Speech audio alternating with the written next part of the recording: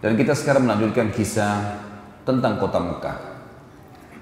Ismail alaihissalam tumbuh besar di Mekah dan bergaul dengan suku Jurhum.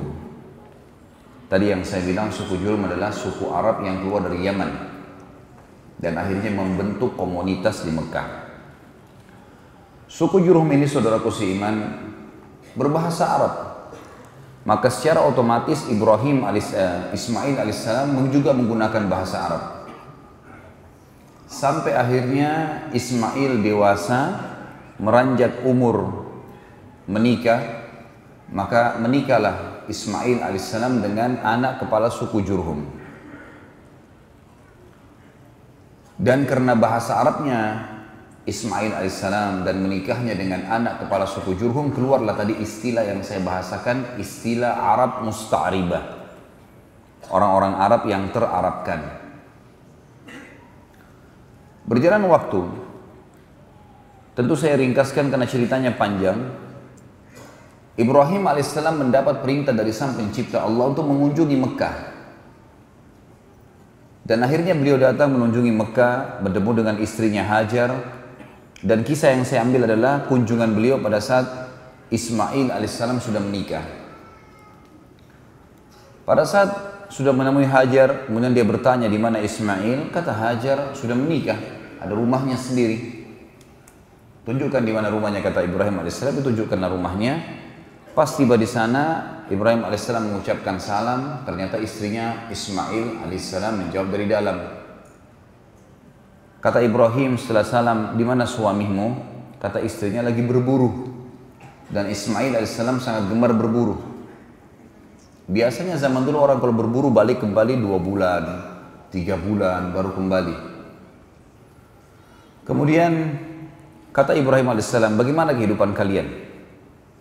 Istri Ismail dalam riwayat ini menyebutkan hal-hal yang kurang nyaman bagi Ibrahim alaihissalam karena seakan-akan tidak berterima kasih dengan Allah.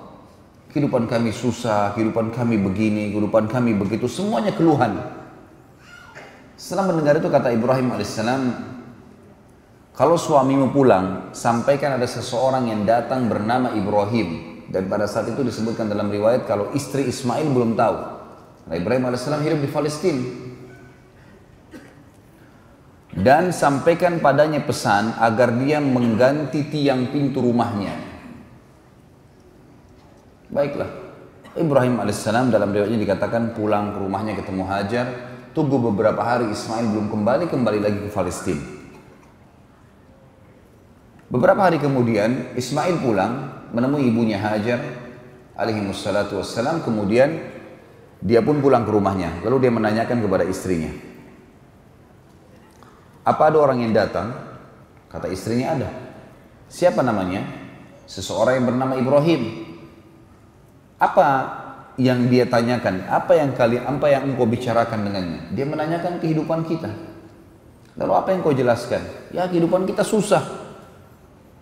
Tidak seperti orang kaya si fulan dan si fulan. Ada orang-orang dari Jurhum yang kaya, rumahnya bagus, lebih bagus di Mekah gitu. Lalu kata Ismail alaihissalam, apa pesannya? Kata istrinya, pesannya agar engkau mengganti tiang pintu rumahmu. Kata Ismail, kalau begitu, bungkuslah pakaianmu, aku sudah menceraikanmu. Karena yang datang itu adalah ayahku Ibrahim, seorang Nabi Allah. Dan perintah untuk mengganti tiang pintu artinya aku disuruh menceraikanmu. Makanya sampai keluar istilah bagi orang-orang Arab, kalau dia mengucapkan kalimat santun, agar istri diceraikan, maka dia mengatakan, aku akan mengganti tiang pintu rumahku. Di sini ada akhwat datang hadir ya. Jadi kalau antum menggunakan ini berarti sudah ketahuan. Beberapa waktu kemudian dalam riwayat lagi yang lain disebutkan Ibrahim alaihissalam datang lagi. Kedua kali, tapi entah jedah waktunya berapa tahun tidak tahu. Datang lagi sekali, ketemu dengan Hajar alaihissalam, kemudian setelah ketemu Ismail lagi keluar. Baik, saya mau datang ke rumahnya. Diberikan salam, ternyata sudah wanita lain sekarang. Ismail alaihissalam sudah menikah dengan wanita lain dari Jurhum. Lalu Ibrahim bertanya alaihissalam, di mana suamimu? Lagi pergi berburu. Bagaimana kehidupan kalian? Alhamdulillah kehidupan kami cukup. Orang ini mukminah. Semuanya disyukuri sama dia. Setelah panjang lebar dia cerita, kata Ibrahim alaihissalam, kalau suamimu pulang sampaikan salam seseorang yang bernama Ibrahim dan sampaikan padanya agar dia mempertahankan tiang pintu rumahnya. Ini yang senyum-senyum sudah tahu cara bercerai ya. Bukan saya ajarin loh ya. Cerai dalam Islam itu hukumnya hal mubah yang paling Allah benci. Tapi ini adab terjadi di sejarah para nabi-nabi. Kali ini Ibrahim alaihissalam tidak langsung pulang. Nunggu di situ. Nunggu sampai Ismail alaihissalam datang, dan ada sebuah riwayat yang dipastikan insyaallah kesahihannya menjelaskan bahwasanya Ibrahim alaihissalam belum pernah bertemu dengan Ismail kecuali di saat itu. Jadi belum pernah ketemu sebelumnya. Dari waktu bayi diletakkan pertama di Mekah yang kosong itu, belum pernah ketemu sampai Ismail sudah menikah. Jadi bisa belasan mungkin puluhan tahun. Tapi tidak disebutkan umur Ismail alaihissalam waktu itu berapa. Ada juga sebagian ulama yang menanggapi kisah ini mengatakan kemungkinan adalah Ismail alaihissalam pada saat itu sudah mencapai juga umur kenabian. Umur kenabian berarti 40 tahun. Yang berarti Ibrahim alaihissalam pada saat itu sudah 70 tahunan. Karena sudah hampir 80-an sekian. Ya. Maka ini sebuah pernyataan tentunya, tapi apapun itu yang jelas disampaikan kalau Ismail alaihissalam bertemu dengan Ibrahim. Setelah bertemulah dua orang ayah dan anak ini. Baru saja 2-3 hari ketemu, Ibrahim alaihissalam mimpi menyembelih anaknya. Mimpi menyembelih anaknya. Maka pada saat itu pun Ibrahim alaihissalam memanggil Ismail di pagi hari, kemudian mengatakan, ya Ismail, sesungguhnya aku melihat dalam mimpiku, aku menyembelihmu. Kira-kira bagaimana pendapatmu? Ada sebagian orang yang mengatakan, di sini Ismail masih anak-anak, masih di bawah 10 tahun, masih di bawah 15 tahun. Tapi ditanggapi oleh para ahli sejarah yang lain atau para ulama yang lain, tidak mungkin anak-anak umur 15 tahun atau di bawah 10 tahun mau menerima lehernya disembelih. Masuk akal lah kira-kira kalau antum punya anak 10 tahun, sini nak, saya mimpi saya sembelih kamu. Larilah dia. Jadi yang lebih dekat sebenarnya adalah memang Ismail sudah sampai pada umur yang ternobatkan menjadi nabi. Bahkan pendapat yang dirajihkan oleh sebagian besar ulama adalah Ismail sudah dinobatkan jadi nabi pada saat itu. Jadi dia sama ayahnya sudah sama-sama nabi. Cuman Ibrahim alaihissalam Rasul. Rasul berarti membawa syariat baru. Nabi hanya mengingatkan kaumnya apa yang disampaikan Nabi dan Rasul sebelumnya. Jadi Ismail tidak punya syariat baru. Beliau Nabi. Hanya menyampaikan kaumnya apa yang disampaikan ayahnya Ibrahim. Tapi Ibrahim Rasul. Bawa syariat. Dan bahkan termasuk ulul azm. Di antara 5 Rasul yang merupakan pilihan atau pemimpin para Nabi-Nabi dan Rasul yang Allah utus 120.000 Nabi, diantaranya 313 Rasul yang wajib kita imani, yang tertulis namanya di Al-Quran dan Sunnah, 25 Nabi dan Rasul. Ibrahim alaihissalam pada saat menyampaikan kalimat itu, kira-kira apa responnya Ismail alaihissalam? Wahai ayahku, kerjakan apa yang kau diperintahkan. Kau akan temui aku sebagai orang yang sabar. Dan kalimat ini teman-teman paling tepat diucapkan oleh seorang Nabi. Ini minta disembelih. Dan perlu juga teman-teman tahu, di alam nabi-nabi, mimpi Nabi nggak mungkin dari syaitan. Semua mimpi Nabi benar. Kalau Nabi yang mimpi, benar semuanya. Bahkan bisa terjadi adalah wahyu yang disampaikan kepadanya. Jadi mimpi di sini adalah satu hal petunjuk. Ringkas cerita teman-teman sekalian, akhirnya Ibrahim dan Ismail menuju ke tempat yang sudah dilihat dalam mimpinya untuk disembelih. Tempatnya di wilayah antara Muzdalifah dengan Mina. Antara Muzdalifah dengan Mina. Tapi sekarang kalau saya melihat dia tepatnya masih masuk wilayah Muzdalifah. Masuk wilayah Muzdalifah. Kerajaan Saudi meletakkan seperti batu kecil itu untuk mengenang kalau di situ dulu tempatnya Ismail mau disembelih. Kalau sekarang pas ada di bawah, ada gunung di bawah rel kereta yang dibuat oleh kerajaan Saudi untuk perjalanan jemaah haji. Biasanya kalau orang terus Siti Mekah ditunjukin tuh. Menuju ke sana teman-teman sekalian, sementara menuju ke sana, syaitan datang menggoda Ibrahim alaihissalam. Lalu membisikkan padanya, untuk apa kau mengganggu, untuk apa kamu menyembelih anakmu, kesian dia masih kecil, dan seterusnya. Oleh Ibrahim alaihissalam diambil batu kerikil kecil, dilempari sambil membaca Bismillahi Allahu Akbar. Bismillahi Allahu Akbar 7 kali. Dilempar, syaitannya pergi. Berjalan sedikit, kurang lebih 10-20 meter, datang lagi syaitan yang sama menggoda. Ibrahim alaihissalam melempar lagi dengan kerikil kecil 7 Bismillahi Allahu Akbar. Hilang lagi syaitannya. Sampai yang ketiga kali, batu yang 7 kali yang ketiga dilempar dengan Bismillahi Allahu Akbar, lalu syaitannya hilang. Lalu Ibrahim alaihissalam meletakkan Ismail di atas sebuah batu di sebuah bukit kecil tadi. Setelah diletakkan, dan Allah Azza wa Jalla, Allah yang maha tinggi dan maha mulia, telah menceritakan kepada kita dalam Al-Quran yang akan saya bacakan nanti ayatnya, bagaimana pada saat itu Ismail dan Ibrahim dibiarkan oleh Allah yang maha tinggi dan maha pemurah, diuji keikhlasannya, dibiarkan melakukan sampai titik terakhir. Sampai dalam ayat nanti kita akan baca, pada saat keduanya sudah pasrah, betul-betul Ismail sudah menyerahkan lehernya, dan Ibrahim sudah mengangkat pedang dan mengayunkan pedangnya, memang sudah betul-betul akan disembelih. Pada saat itulah Jibril alaihissalam menahan pedang Ibrahim alaihissalam. Dan Allah berfirman padanya, hai Ibrahim, kau telah mempercayai mimpi, dan sungguh kami akan menggantikan anakmu itu dengan sembelihan domba yang besar. Sebelum saya lanjutkan, saya akan baca dalilnya surah As-Saffat yang menceritakan masalah apa tadi saya sampaikan. Surah As-Saffat, surah nomor 37, ayat 102 sampai 111. 102 sampai 111 surah As-Saffat, surah nomor 37. A'udzu billahi minasyaitonir rajim. Falamma balaga ma'ahu as-sa'ya qala ya bunayya inni ara fil manami anni azbahuka fanzur madza tara. Qala ya abati if'al ma tu'mar satajiduni insyaallahu minas sabirin.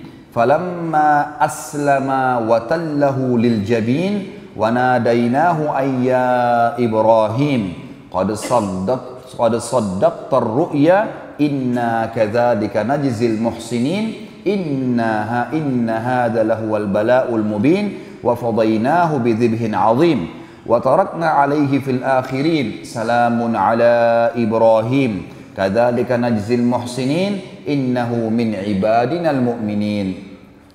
Maka tak kala anak itu sampai pada umur sanggup, terjemahan bahasa Indonesia kita begitu di Quran. Di sini makna yang lain tadi saya bilang, pendapat ulama adalah sudah sampai pada umur kenabian. Dan umumnya Nabi diutus berapa? 40 tahun. Baik. Berusahalah bersama-sama Ibrahim. Mulailah bergerak dengan ayahnya. Ibrahim berkata, hai anakku, sesungguhnya aku melihat dalam mimpi bahwa aku menyembelihmu. Maka coba fikirkan apa pendapatmu. Bagaimana kira-kira menurut kamu? Ia menjawab, Ismail alaihissalam, hai ayahku. Dan di sini menggunakan kalimat abati. Ya abati. Saya pribadi menggunakan itu buat anak-anak saya. Mereka saya suruh panggil abati karena memang kalimat ini sebenarnya kalimat dalam bahasa Arab yang paling santun untuk memanggil ayah. Artinya itu apa? Ayahku sayang. Kan kita banyak di Indonesia abi, ya, atau yang lainnya. Boleh-boleh saja, ada yang memanggil abu, ya, ada yang memanggil aba dan seterusnya. Ini semua adalah hal-hal yang tidak ada masalah, mubah. Tetapi di sini di Al-Quran disebutkan ya abatif al-ma tu'mar. Wahai abati, wahai ayahku yang tercinta, kerjakanlah apa yang sedang engkau diperintahkan. Insya Allah engkau akan mendapatiku termasuk orang-orang yang sabar. Nggak ada anak 10 tahun bisa ngomong ini. Tak kala keduanya telah berserah diri dan Ibrahim membaringkan anaknya atas pelipisnya, nyatalah kesabaran keduanya. Tadi saya bilang, waktu Ibrahim alaihissalam sudah letakkan Ismail sudah tutup matanya, sudah pasrahkan lehernya. Ibrahim alaihissalam sudah mengangkat pedang dan diayunkan, udah dua-duanya pasrah. Ini makna daripada tafsir falamma aslama, pada saat keduanya sudah menyerahkan diri, sudah pasrah. Watallahu lil jabin, sudah diletakkan di batu, sudah diangkat lehernya, pedangnya sudah diarahkan. Wanadainahu ayya Ibrahim, pada saat itulah kami panggil dia. Maksudnya Jibril alaihissalam memanggilnya. Tadi riwayat menjelaskan pedang Ibrahim dipegang oleh Jibril alaihissalam, ditahan, kemudian dikatakan, hai Ibrahim, sesungguhnya kamu telah membenarkan mimpi itu. Sesungguhnya demikianlah kami memberi balasan kepada orang-orang yang berbuat baik. Ini benar-benar suatu ujian yang nyata, dan kami tebus anak itu Ismail dengan seekor sembelihan yang besar. Kami abadikan untuk Ibrahim pujian yang baik di kalangan orang-orang yang datang kemudian. Dan makna daripada kami abadikan untuk Ibrahim pujian yang baik di kalangan orang-orang yang datang kemudian, apa yang dimaksud teman-teman sekalian? Perilaku Ibrahim alaihissalam akan menyembelih anaknya karena Allah, dan Allah ganti ketulusan itu dengan domba, jadilah sebuah hukum kurban. Dan yang kita tahu tiap tahun kita rayakan Idul Adha, Idul Kurban. Dan kata ulama, selama ada orang yang berkurban untuk Allah, maka Ibrahim dan Ismail alaihi wassalam panen pahalanya. Hampir sama dengan kasus tadi Hajar, bagaimana panen pahala. Nah di sini Ibrahim alaihissalam dan Ismail dapat pahalanya. Ini yang dimaksud ada pujian.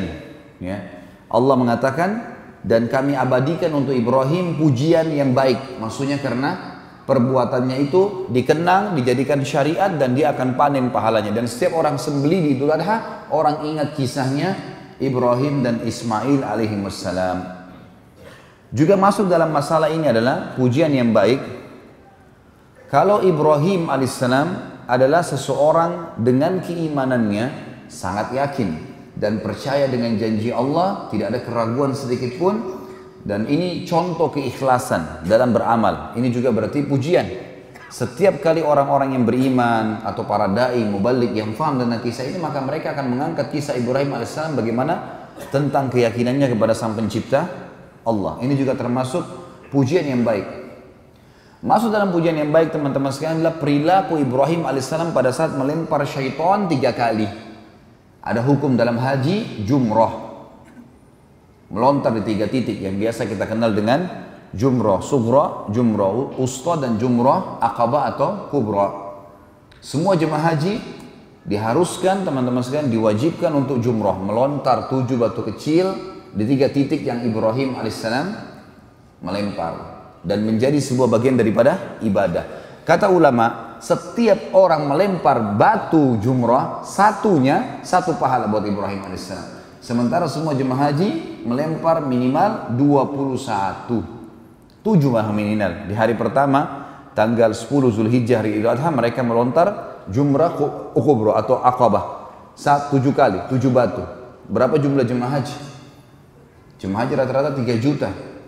Kalau 3 juta kali 7 gitu kan, itu bisa 21 juta pahala ini.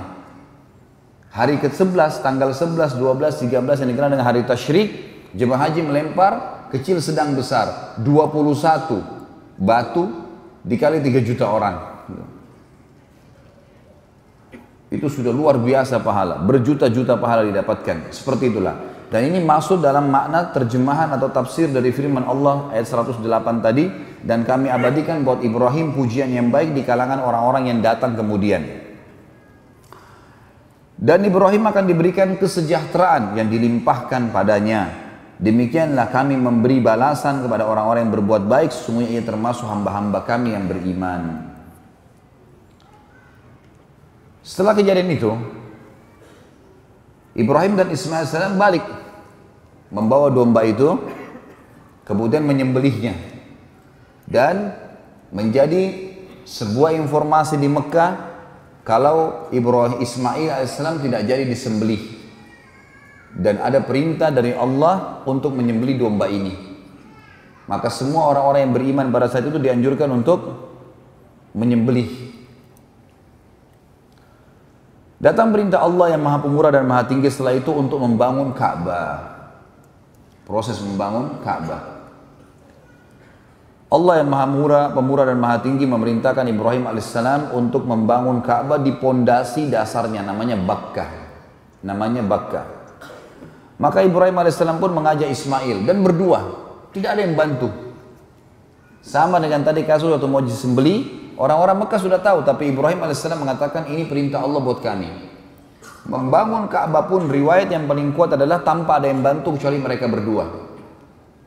Nah, nanti kita lihat ada doanya mereka berdua mengatakan Rabbana, ya, taqabbal minna dan seterusnya. Ini pernyataan yang dikatakan Ibrahim dan Ismail berdua. Dibangunlah Ka'bah pada saat itu dengan bangunan sangat sederhana.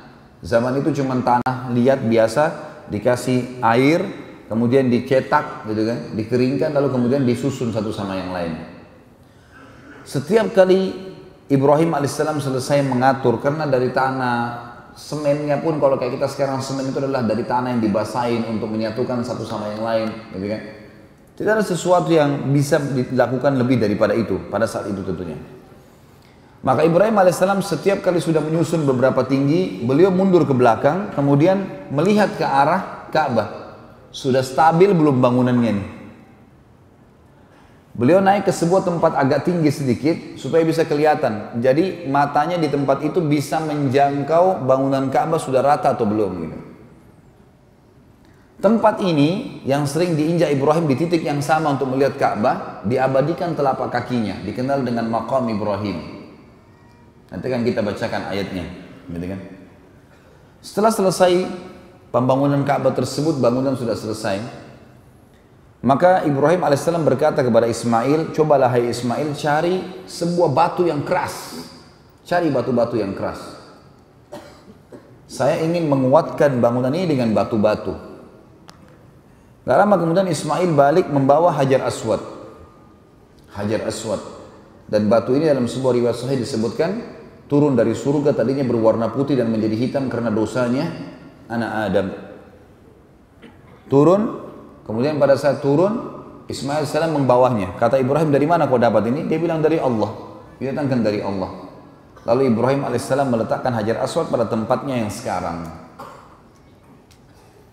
Setelah itu Allah Subhanahu wa taala memerintahkan agar Ibrahim dan Ismail menjaga rumahnya dari kemusyrikan dan diajarkan tata cara tawaf di sekitar Ka'bah yang dimulai dari Hajar Aswad dan mencium Hajar Aswad sebagaimana sudah sekarang menjadi bagian daripada ya, rukun haji dan umrah, tawaf itu sendiri, dan disunnahkan untuk mencium Hajar Aswad dan sholat di belakang makam Ibrahim. Allah kekalkan semua perbuatan Ibrahim alaihissalam. Dan sekali lagi kata para ulama, selama ada orang tawaf, selama Ka'bah dijadikan kiblat, rujukan bagi umat Islam, berapa juta orang yang sujud ke sana, berapa juta orang yang tawaf, berapa juta orang yang cium Hajar Aswad, berapa juta orang yang sholat di belakang makam Ibrahim, semuanya pahalanya kembali kepada dua manusia terbaik ini, Ibrahim dan Ismail alaihimus salatu wassalam. Allah berfirman dalam surah Al-Baqarah surah nomor 2 ayat 125 sampai 129.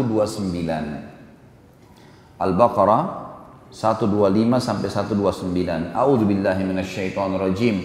Wa idh ja'alna al-baita mathabatan lin-nasi wa amnan wattakhidhu min maqami Ibrahim musalla wa ahidna ila Ibrahim wa Ismail an tahhira baitiya lit-ta'ifin wal-'akifin war-ruk'a'is sujud. وإذ قال إبراهيم رب اجعل هذا بلدا آمنا وارزق أهله من الثمرات من آمن منهم بالله واليوم الآخر قال ومن كفر فأمتعه قليلا ثم أضطره إلى عذاب النار wa bi'sal masir wa idh yarfa Ibrahimul qawa'ida minal baiti wa Ismailu rabbana taqabbal minna innaka antas samiul alim rabbana waj'alna muslimaini laka wa min dhurriyyatina ummatan muslimatan laka wa arina manasikana wa tub alaina innaka antat tawwabur rahim rabbana wa ba'ath fihim rasulan minhum yatlu alaihim ayatika wa yu'allimuhumul kitaba wal hikmah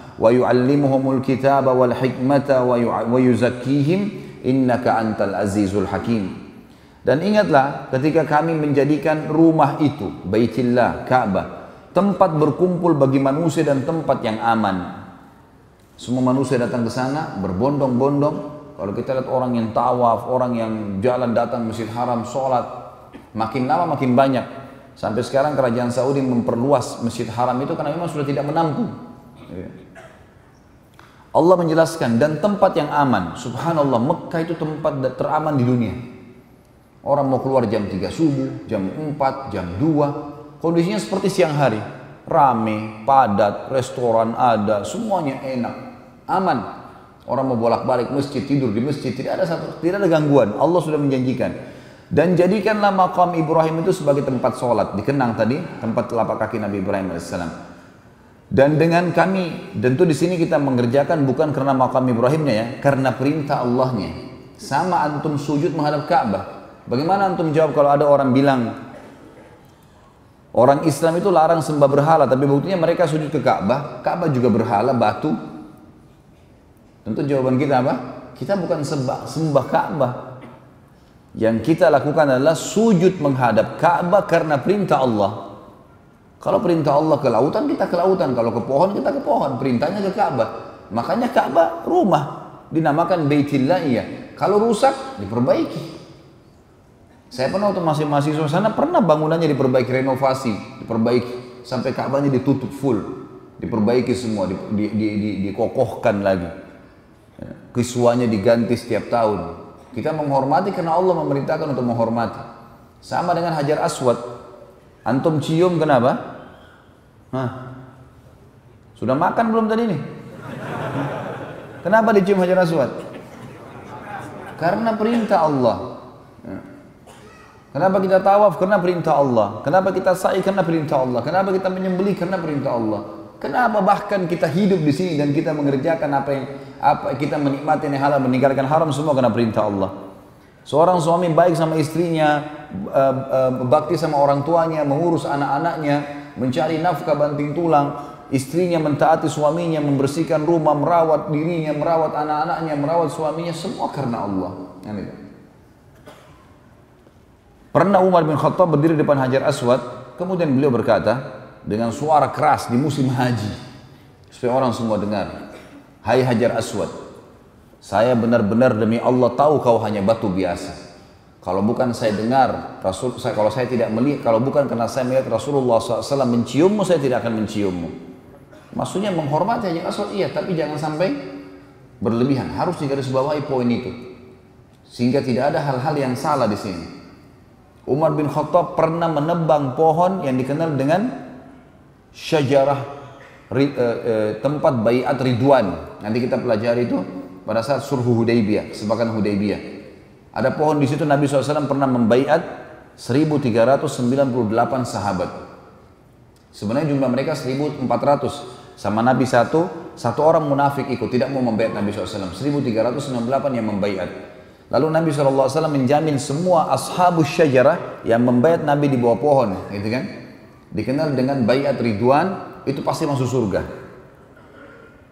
Pohon ini di zaman Umar bin Khattab banyak orang datang sembah-sembah, sholat di situ, gantung surbannya, ikat untahnya, menganggap berkah. Apa yang Umar lakukan? Izinkan Umar tebang pohon itu. Sama Umar ditebang. Karena ini pohon, setelah baiat pun Nabi SAW tidak pernah satu kali pun datang ke sana, tidak pernah suruh hormati pohon itu, tidak pernah juga ya, mengunjunginya secara khusus. Nggak ada. Sama dengan Gua Hira, sama dengan ya, Jabal Nur itu kemudian Jabal Thur, tempatnya Nabi SAW sembunyi. Satu kali saja setelah hijrah ke Madinah, setelah menerima wahyu Iqra bismi rabbikal ladzi khalaq ini, setelah itu Nabi SAW tidak pernah ke Gua Hira tidak pernah datang secara resmi ke Gunung Jabal Nur, seperti banyak sekarang jemaah haji yang melakukan sengaja naik jauh-jauh sampai ada yang jatuh, meninggal. Padahal Nabi SAW tidak pernah naik lagi ke situ. Tidak pernah sama sekali, tidak pernah instruksikan, tidak pernah suruh sahabat. Padahal pembebasan kota Mekah terjadi. Sekali saja pada saat, ya kejadian wahyu maksudnya ya, pada saat turunnya, Iqra' bismi rabbikal ladzi khalaq. Di sana di atas ada orang gambar-gambar, tulis-tulis, taruh sejadah gitu. Sama juga di tempat-tempat lain. Ini kadang-kadang karena kesalahpahaman saja. Semestinya tidak dilakukan. Lakukanlah seperti apa yang baginda Nabi SAW perintahkan.